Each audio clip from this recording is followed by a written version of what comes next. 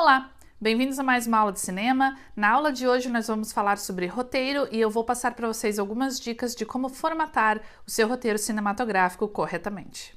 Hoje eu vou usar como exemplo um roteiro que eu mesma escrevi juntamente com o Bruno Maestrini, um colaborador meu, e o nome do roteiro é O Mistério do Tesouro das Missões, e eu vou usar uns trechos desse roteiro para mostrar para vocês as regras de formatação.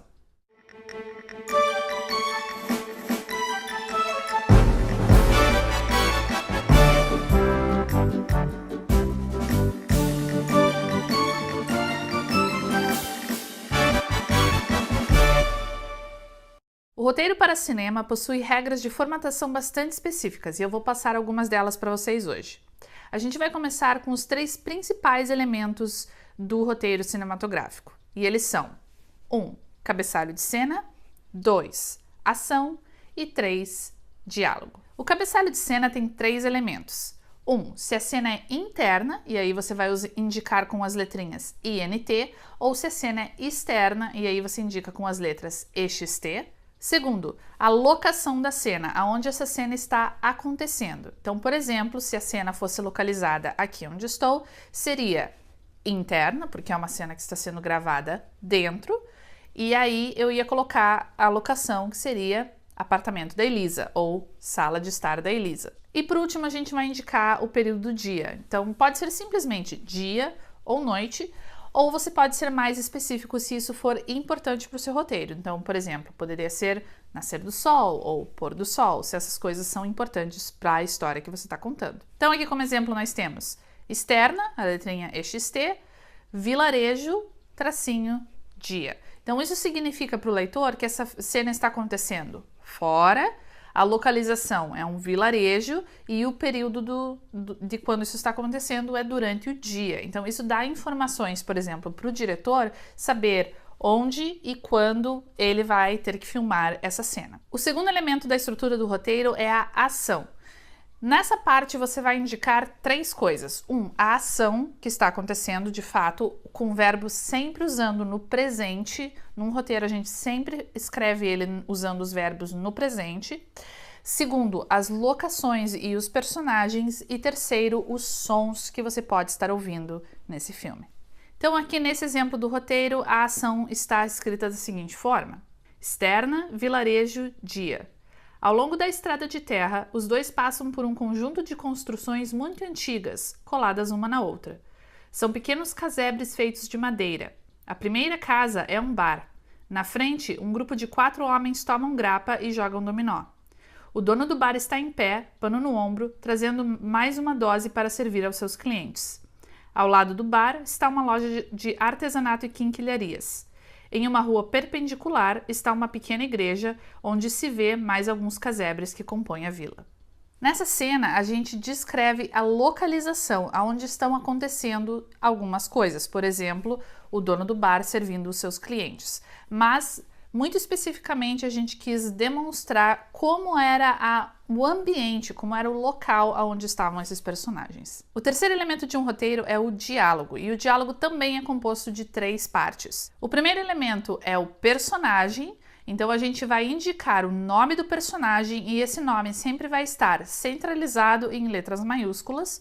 O segundo elemento, que nem sempre é usado, é o parênteses, e no parênteses você indica normalmente, ou você dá alguma intenção para a fala do personagem, então de que maneira esse personagem vai estar dizendo aquela fala, então talvez ele seja gago, talvez ele esteja sussurrando, talvez ele esteja gritando, ou às vezes é um pouquinho de ação, se for uma coisa bastante mínima. E por último, é claro, a fala, o que é que aquele personagem está dizendo. Então, no exemplo do Tesouro das Missões, a gente tem o seguinte diálogo. Marina. Então, a Marina é a personagem, ela está em letra maiúscula e centralizada. Aí a gente tem o parênteses, surpresa. Ela está surpresa com o que ela acabou de ouvir. E ela pergunta, um mapa? Essa é a fala. Aí a gente segue para o Érico. Vejam que o Érico tem uma notinha ali do lado que diz VO. Isso significa voice over, e eu já vou explicar para vocês o que é isso. E aí ele diz, incrível, né? Estava dentro das costas do santo. E a Marina diz, que santo é? Nessa cena, a Marina e o Érico estão tendo uma conversa ao telefone. No momento dessa conversa, a gente só vê a Marina e a gente só ouve o Érico. Como o Érico não está presente fisicamente nessa cena, a gente indica a voz dele como voice over ou narração. Então o VO ou voice over é usado para você fazer narrações para vozes ao telefone e para, por exemplo, vozes vindas da televisão, do Skype, quando você não está vendo o personagem na tela, mas você está ouvindo o personagem porque ele está em outra localização no filme. Outra coisa que você pode ver ali do lado do nome do personagem durante o diálogo são as letrinhas OS. Isso significa off-screen. O off-screen é diferente do VO pelo seguinte motivo. No caso do off-screen, o personagem está sim naquela localização e naquela cena, mas naquele exato momento você não está vendo o personagem. Então aqui no exemplo do nosso roteiro, a gente tem uma cena onde, por exemplo, Pedro ele está com uma câmera na mão gravando o Érico.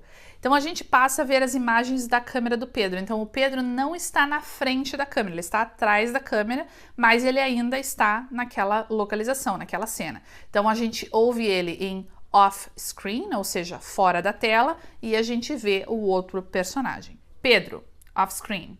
A fantástica aventura brasileira dos grandes fotógrafos Érico e Pedro inicia-se saindo de Porto Alegre. O que você pretende fazer nos próximos 2 meses de viagem, Sr. Érico Maza? Érico. Ilustríssimo Pedro Takahashi, eu pretendo conhecer este grande Brasil, tirar trilhares de fotos e me divertir pra cacete. Pedro. Tá, fala sério. Depois vai ficar tudo ruim na edição. Qual o nosso primeiro destino?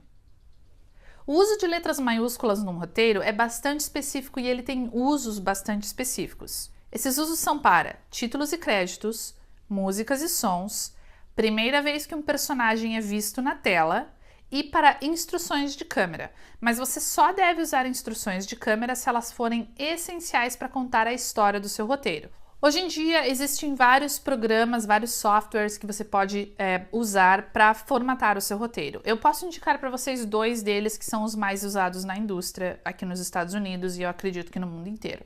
O primeiro deles é um software chamado Celtx e o site deles é celtx.com, é bem fácil de achar e eles têm uma versão gratuita mais simplificada desse software para você começar a escrever os seus roteiros. Mas se você já está fazendo um trabalho mais profissional, talvez você precise de ou pagar a versão do Celtx, que é mais completa, ou então usar o software que é o mais usado na indústria, que é o mais usado em Hollywood, que se chama Final Draft. Algumas dicas finais para vocês.